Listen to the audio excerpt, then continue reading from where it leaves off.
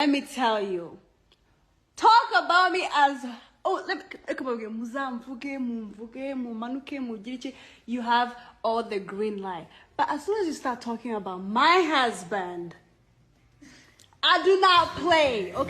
Yes, twongeye kugushimira tunaguha ikaze udahwema kudukurikira na gatanu kandi kuri uyu muyoboro wacu wa YouTube, aho tugenda tubagezaho inkuru zigiye zitandukanye, haba inkuru mu bya politiki, entertainment, sport ndetse n'ibindi byinshi biba bigiye bitandukanye bivugwa no mu Rwanda iwacu ndetse no hanze y'u Rwanda, ibwo tamase ndavuga mu mahanga. Rero turagushimira wowe wahisemo kudukurikira kuri uyu muyoboro wacu. Ni umuyoboro utazicuza kuba wadukurikiye, kandi nawe uri musha kuri uyu muyoboro. Nta kindi dugusaba ni ugukanda subscribe, kandi nawe tunakwizeza ko bizagufasha guhora uri update ku makuru aba agiye atandukanye abavugwa hano mu Rwanda iwacu ndetse no hanze yarwo nk'uko mubimaze kubimenyera. Alright, rero twihuse rero nk'uko mwabonye kuri cover y'iyi video cyangwa se nk'uko mwanabyiyumvishije, video igitangira twagerageje kubashyiraho mu video ya intro kugira ngo mubashe kumenya ibyo tugiye kuvugaho gatanu, kandi mubashe kubyumva neza, kandi munizere ko ari amakuru atari ivumbi nk'uko dusanzwe tubagezaho nanone amakuru aba yizewe, aba atari ivumbi, abavugwa hano mu Rwanda iwacu ndetse n'ahandi hagiye hatandukanye.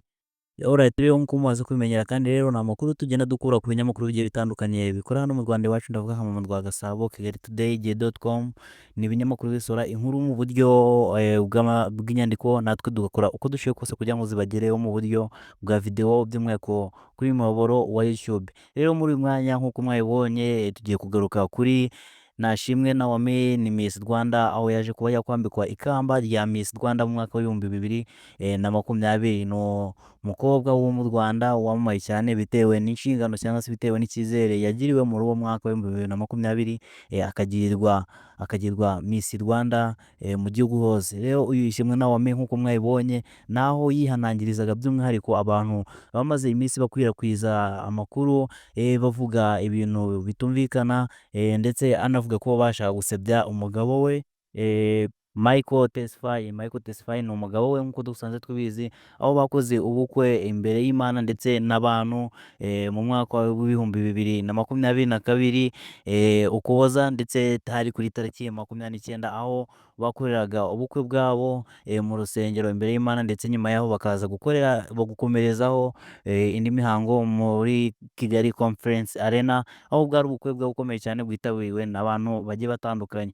Rero uyu Nashimwe Naomi yakomeje kwihanangiriza abantu basebyaga umugabo we, ababwira ko ibyo bitabareba, ko uyu Michael Tesfaye ntacyo abaye, ko ari umugabo we, kandi uburyo ameze bwose kabwishimiye, ndetse agenda anabihamisha cyane ko kuva igihe bashakanye adahwema kumupostinga ku mbuga nkoranyambaga, by'umwihariko nka Instagram, kandi akaba yakomeje kugenda avuga ko apostinga uyu mukunzi we nta muntu abasabye kumutwara we, icyo abashaka ni ukwerekana uburyo cyangwa se urukundo amukunda.